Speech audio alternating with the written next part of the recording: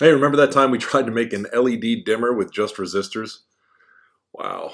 Okay. Well, that didn't work out at all. But now, opportunity to make up for it. Working on my eye circuit at home, I was able to figure out how to make the simplest possible LED dimmer. And so that's what we're going to be building today. It's very, very simple. So it should be easy one to do, and it shouldn't take you too long. Nice, easy points to score. So apparently what I need is a power supply, various resistors, a 10K potentiometer, and of course a transistor. Okay, so here I need to have a look at the circuit. Here it is. It is simple.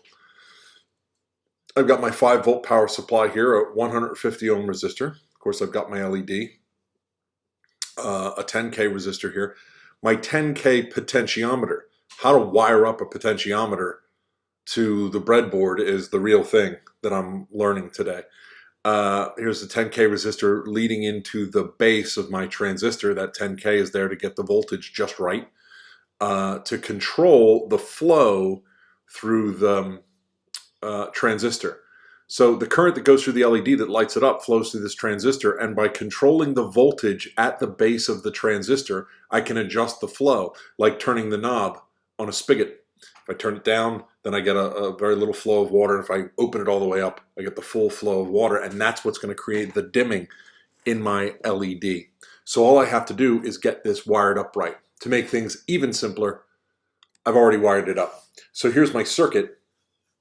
I just want to run through some of the things that can be tricky about wiring this thing up. So I need to start, I'm going to start work from the top down in this circuit, going from 5 volts to ground. And I get my 5 volts from my power supply here, set to 5 volts. And you see, as I usually do, I've got the low end and the high end connected in here. And then I have a resistor, 150 ohm resistor, that runs from the high potential onto the breadboard here. Now this is where I'm going to maybe learn something new. This 150 ohms, forget the LED for a moment, this 150 ohm resistor leads to the potentiometer.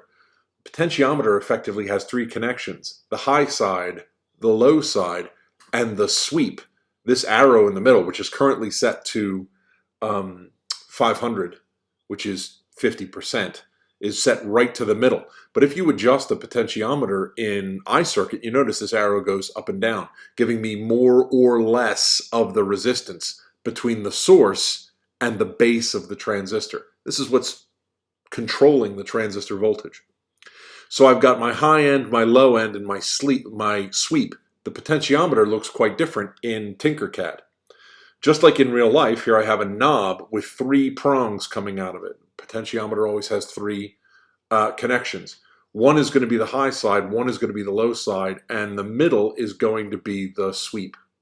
So you can see what I've chosen to do here. Here's my 150 ohm resistor coming from the source. I've connected it to the high side, and the low side is connected to ground. Here I see the low side of the potentiometer, and it goes from there to ground. The sweep is the one that's going to the base of the transistor. Here's my transistor here of course, making an appearance. So this resistor is a 10K resistor, just as spec'd. So the sweep goes through a 10K resistor and to the base. And you can see I've done that, because here's my sweep.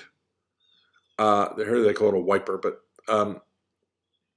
and I go through this 10K resistor to the base. The collector of my transistor is connected to the LED, but I have to be careful here, because the LED has a high voltage side and a low voltage side. Of course, LED stands for light emitting diode, and just like any diode, the current in an LED only travels in one direction, here from left to right. So it matters how you plug an LED into the breadboard. As a matter of fact, when I was putting this particular version together, I accidentally put in the LED the wrong way. But I knew that if I put it in the wrong way and it didn't work, the first thing that I was going to check was turning it around.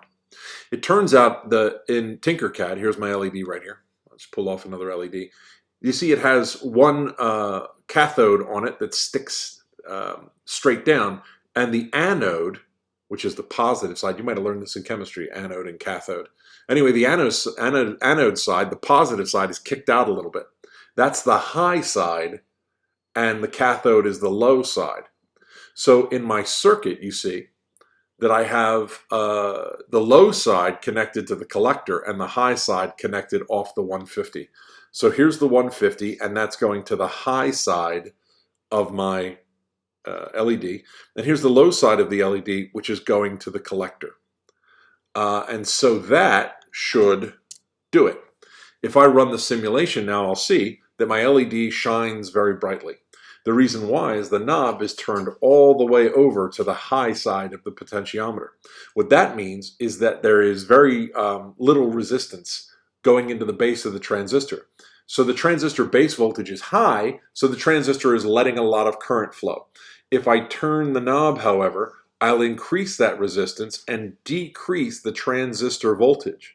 And you'll see when I decrease the transistor voltage, it's like turning off a spigot, and that LED dims out perfectly, just like I would expect. A next curious question that I have is, how do I dim a great number of LEDs? Well, if I add more LEDs, the current is going to get higher and higher and higher, and I simply have to choose my resistors appropriately in order to get the correct dimming effect. There it is, LED dimmer as promised.